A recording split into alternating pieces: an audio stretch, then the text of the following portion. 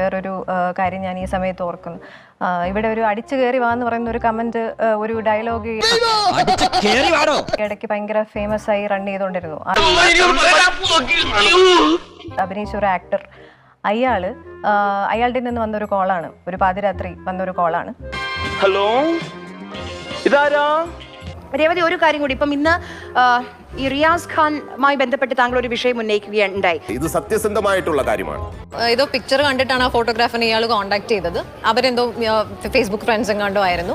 എന്നിട്ട് ഇദ്ദേഹം ഡയറക്റ്റായിട്ട് കോൾ ചെയ്തു. ഹലോ, മേട്രൻ ചേച്ചിയാണോ? പിന്നെ കൽക്കട്ടയിൽ പോരുമ്പോഴേ കുറച്ച് കമ്പിളി പുതുപ്പ് വാങ്ങിച്ചോണ്ട് പോരാമോ ഉള്ളതാണ് അയാൾ ചോദിച്ചത്. ഫുള്ള് ഡയറക്ട്ലി വിളിക്കുന്നു, വിളിച്ച് അറ്റൻഡ് ചെയ്ത ഉടനെ തന്നെ പിന്നെ നിങ്ങൾക്ക് ഇഷ്ടമാണോ, നിങ്ങൾക്ക് ഞാൻ ഇഷ്ടമാണോ, ഞാൻ മനസ്സാ വാച കർണാടക അറിയാത്ത കാര്യമാണ്. ഞാൻ കംപ്ലീറ്റ്ലി ഷോക്ക്ഡ് ആയിരുന്നു.